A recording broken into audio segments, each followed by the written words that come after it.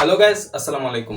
DPS করার জন্য এখন থেকে আপনাকে আর ব্যাংকে গিয়ে দৌড়াদৌড়ি করতে হবে না। অর্থাৎ আপনার হাতে থাকা স্মার্টফোনটির মাধ্যমে কিন্তু ঘরে বসে বিকাশ অ্যাপস এর সাহায্যে কিন্তু এখন থেকে আপনারা ডিপিএস করতে পারবেন খুব সহজেই। তো কিভাবে বিকাশের মাধ্যমে ডিপিএস করতে হয় সেই প্রসেসটা মূলত এই ভিডিওটি সম্পূর্ণ দেখিয়ে দিব। তো অবশ্যই ভিডিওটি শেষ পর্যন্ত দেখবেন।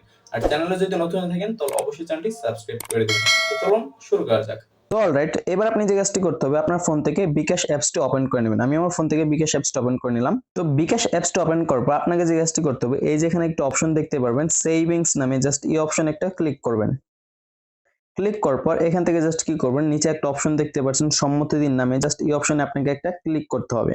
এখানে ক্লিক করার পর এখানে দেখতে পাচ্ছেন বলা হয়েছে যে নতুন সেভিংস অ্যাকাউন্ট খুলুন। মানে আপনি যদি বিকাশের মাধ্যমে ডিপিএস খুলতে চান তাহলে জাস্ট আপনাকে এই নতুন সেভিংস অ্যাকাউন্ট খুলুন অপশনে একটা ক্লিক করতে হবে। তো আমি জাস্ট এই অপশনে একটা ক্লিক করে দিলাম। ক্লিক করার পর এখানে দেখতে পাচ্ছেন দুইটা অপশন শো করছে, একটা হচ্ছে ডিপিএস মুনাফা ভিত্তিক আর একটা হচ্ছে ইসলামিক ডিপিএস। আপনি কিন্তু মুনাফা ভিত্তিক অনুযায়ী ডিপিএস খুলতে পারেন, আবার ইসলামিক শরিয়া ভিত্তিক অনুযায়ী কিন্তু এখান থেকে ডিপিএস খুলতে পারেন।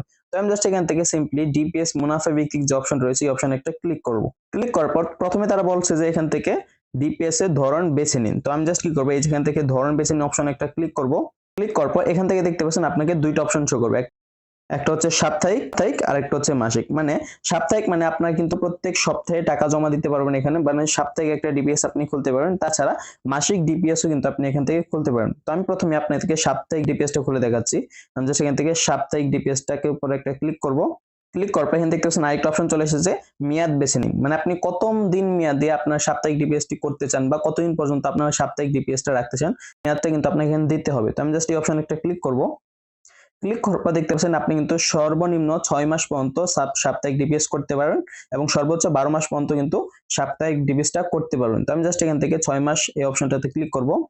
ক্লিক করার পর নিচে দেখতে পাচ্ছেন আরেকটা অপশন চলে এসেছে, আমি জাস্ট এই অপশন যদি একটা ক্লিক করি, ক্লিক করার পর এখান থেকে দেখতে পাচ্ছেন সর্বনিম্ন ২৫০ থেকে সর্বোচ্চ কিন্তু আপনি ৫,০০০ টাকা পর্যন্ত কিন্তু এখান থেকে ডিপিএস করতে পারবেন, যেটা সাপ্তাহিক ডিপিএস।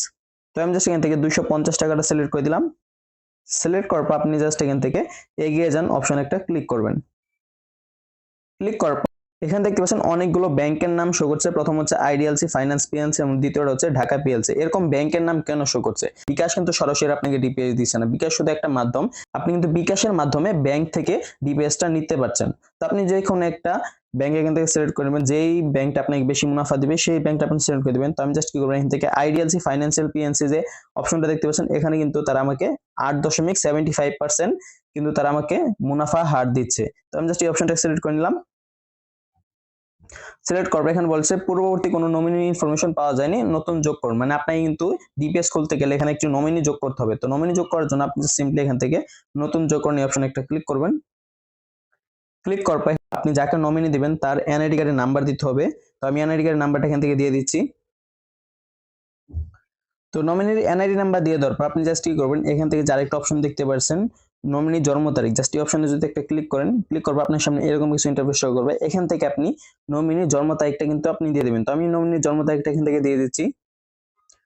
তো নমিনি জন্ম তারিখ দিয়ে দেওয়ার পর নিচে আরেকটা অপশন দেখতে পাচ্ছেন যে সম্পর্ক বেছে নিন। মানে নমিনি আপনার কি হয় সম্পর্কে সেটা কিন্তু আপনাকে দিতে হবে। তো আমি যদি এই অপশন একটা ক্লিক করি, ক্লিক করার পর দেখতে পাচ্ছেন এখানে অনেকগুলো অপশন চলে এসেছে, স্বামী স্ত্রী, বাবা মা, ছেলে মেয়ে বা ভাই বোন। আপনি যে কোনো আপনি যার নমিনি দিয়েছেন সে আপনার সম্পর্কে কি হয় সেটা কিন্তু এখানে উল্লেখ করতে হবে। যেহেতু সে আমার ভাই হয় তাই আমি জাস্ট এখান থেকে ভাই এই অপশন একটা ক্লিক করলাম। ক্লিক করবো, জাস্ট আপনি কি করবেন, এখান থেকে নিচে এগিয়ে যান এই অপশন একটা ক্লিক করবেন।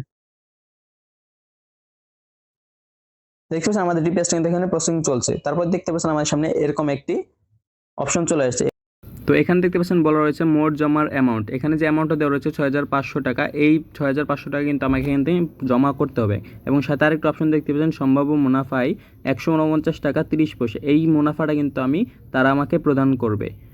এবং নিচে আরেকটা অপশন দেখতে পাচ্ছেন সম্ভাব্য মোট প্রদান। যেই সময় আমার ডিপিএসটা ক্লোজ হবে তখন কিন্তু তারা আমাকে এই টাকাটা প্রদান করে দেবে। এবং এখানে আরেকটা তারিখ দেখতে পাচ্ছেন ১৩ এপ্রিল ২০২৬, ৬ মাস মেয়াদ শেষ হলো, এই তারিখে কিন্তু তারা আমাকে টাকাটা প্রদান করে দেবে। তো এবার জাস্ট আপনি কি করবেন, এখান থেকে এই গেজন অপশন একটা ক্লিক করে দিবেন। ক্লিক করার পর আপনার বিকাশ অ্যাকাউন্টের যে ৫ সংখ্যার পিন ডিজিট রয়েছে সেই ৫ সংখ্যার পিনটি আপনি এখানে জাস্ট দিতে হবে। তো আমি জাস্ট কী করবো, এখানে আমার ৫ সংখ্যার পিনটি আমি এখানে দিয়ে দিব।